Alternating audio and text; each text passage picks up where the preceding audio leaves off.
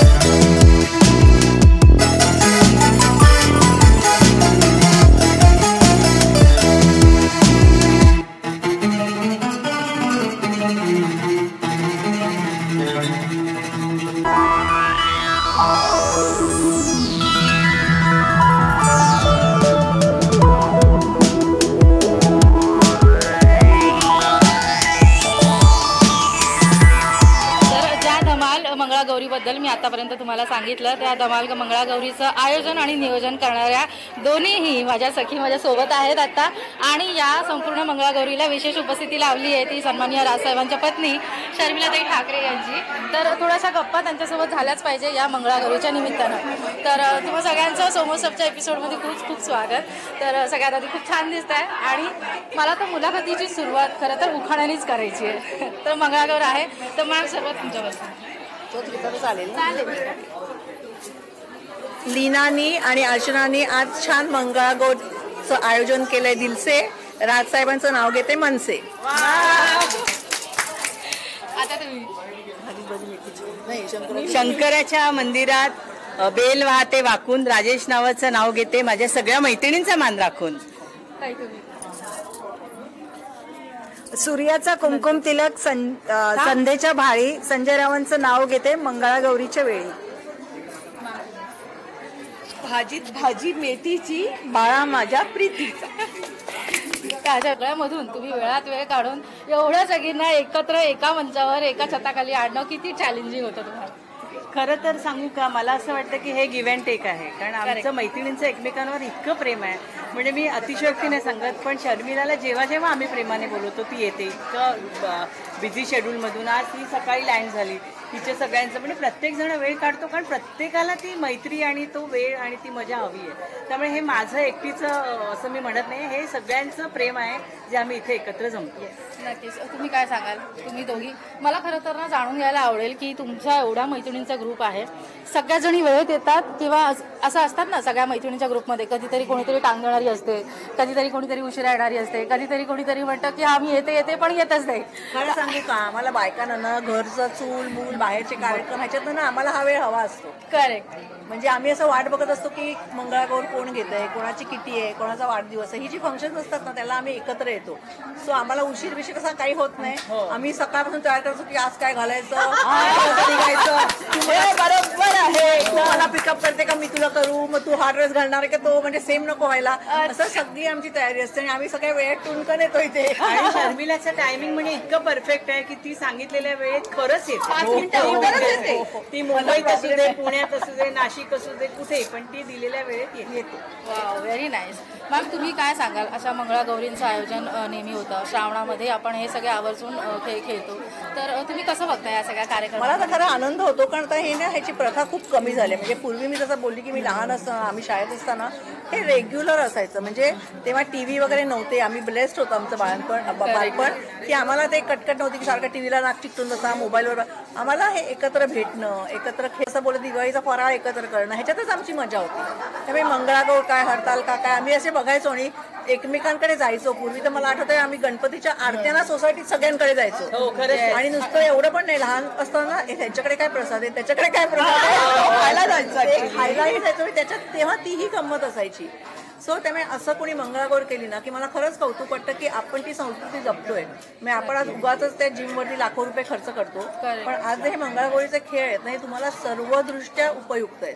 म्हणजे आता मला सांगायला वाईट वाटेल की मला बसफुगडी वगैरे आता घालता येत नाही, पण तेव्हा आम्ही घालायचो आणि तो इतका सुंदर एक्सरसाइज आहे ना की बसफुगडी काय, ते पागोटं घालतात ते काय, म्हणजे सगळे फुगडी काय, झिम्मा काय, तुमच्या अख्ख्या शरीराला लवचिक ठेवण्याचे हे उपाय आणि प्लस विथ एंटरटेनमेंट. म्हणजे मजा करून, महिला मजा करून हे आम्ही करू शकतो. करेक्ट. साहेबांच्या भाषणाच्या वेळेला सगळ्या मैत्रिणी पहिल्या रांगेत असतात.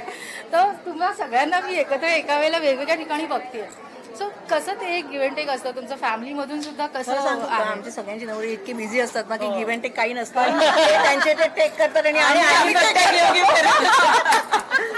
ऍक्च्युली असं काही नसतं. मी आणि वहिनी दोघी राजकारणी आहोत, म्हणजे राजकारणी फॅमिलीतले आहोत. त्यामुळे आमच्या नवरे वेळेवर कधीच कुठल्याच कार्यक्रमाला नसतात. त्यामुळे आम्ही त्यांना गणतीत धरतच नाही. म्हणजे आम्ही मैत्री एन्जॉय करतो. भेटले ओके, उत्तम आहे, छान म्हटलं त्याहून उत्तम आहे, नाही म्हटलं तर त्याहून उत्तम पण एक आहे की जरी ते नसतील तरी त्यांना ह्या सगळ्या गोष्टी आवडतात की तुम्ही जा खेळा, या कल्चरल अडकटी नाही. आणि मंगळागौरी सारखा हा इतका सुंदर असं जी संस्कृती जपण्याचं अर्थातच करून सगळ्यांना आनंदच. नक्कीच. हे तुमचं पहिलं वर्ष आहे का? आमचं हे 3रं वर्ष आहे आणि आमच्या ग्रुपचं हे 6वं वर्ष आहे. हो, व्हेरी नाईस. असेच पुढे अजून तुमचे कार्यक्रम होत राहू देत सगळ्या, आणि तुमची मैत्री खरं तर अशीच टिकून राहू देत वर्षानुवर्ष. अगदी तुम्ही म्हाताऱ्या होईपर्यंत अशाच देखणा दिसा. या शुभेच्छा. अशीच फुगडी घालता येऊ दे. असं नाही बोलायचं होईपर्यंत. तर मंडळी, याच सगळ्या मैत्रिणी वेगवेगळ्या क्षेत्रामध्ये आपला ठसा उमटवलेल्या या मैत्रिणी आज एकाच मंचावरती आपल्याला अशी धमाल करताना दिसत आहेत. तर धमाल अजून थांबलेली नाहीये, यापुढेही त्यांचे अनेक खेळ आपल्याला पाहायचे आहेत, त्यामुळे पाहूया.